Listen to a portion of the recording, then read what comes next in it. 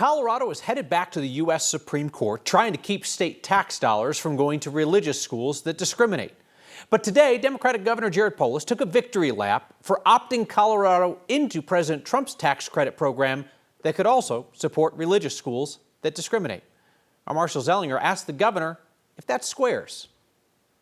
When the president signed H.R. 1, the big beautiful bill last summer, Democratic Governor Jared Polis called a special session to balance the state's budget because it was suddenly $1 billion short based on tax changes made in the federal budget. Yet today, Polis touted one part of H.R. 1 that he has voluntarily opted Colorado into, a program that provides federal tax credits for donations to charities that fund school scholarships. The bill that this was contained in is one that I certainly would have voted against. It was the same bill that cut Medicaid and did a lot of other things. But with this provision, resources for our schools, we want to take advantage of that. Colorado currently restricts state preschool tax dollars from being used by private and religious schools that discriminate. In a way, the federal tax credit program Polis has opted into means federal tax dollars could indirectly flow to private and religious schools. How do you reconcile your support for a federal tax credit scholarship that can flow to religious schools with your opposition to state preschool dollars going to religious schools that may discriminate?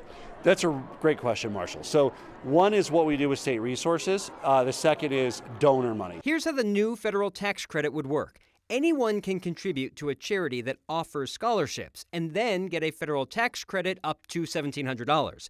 That scholarship could be for after-school programs, tutoring, and even tuition for private and religious schools. Sure, there are some that think you shouldn't get any deduction for giving to certain nonprofits. I think it's a very dangerous road to go down because then you have kind of government determining what's worthy. Colorado is the first state with a Democrat governor to opt in. This week, New York's Democratic governor said that state would also opt in. You can give to what I might or you might think is the worst possible church that only allows people of a certain race and certain sexual orientation, and they could even discriminate based on whatever they want. They're still tax deductible under current law.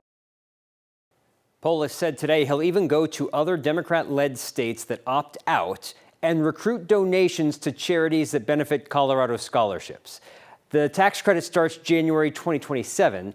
The governors of Kansas and Kentucky, both Democrats, vetoed legislation to opt in, but the Republican lawmakers in those states overrode the vetoes, so those Democrat-led states will be opting in. Here's the part of it that I don't quite get. This pass-through nonprofit that issues the scholarships. Who's going to be in the business of doing that? Well, they're supposed to be called SGOs, scholarship granting organizations. I believe the critics believe you would have far-right or religious-based organizations propping up charities that would funnel the money directly to private and religious schools, and so that's where the pass-through. That would be that they think that's going to be the pass-through. And it could benefit public schools also if you have somebody who wants the after-school programs or something that costs outside of the school day. It could help fund that as well. All right, Marshall, thanks for taking the question to the governor.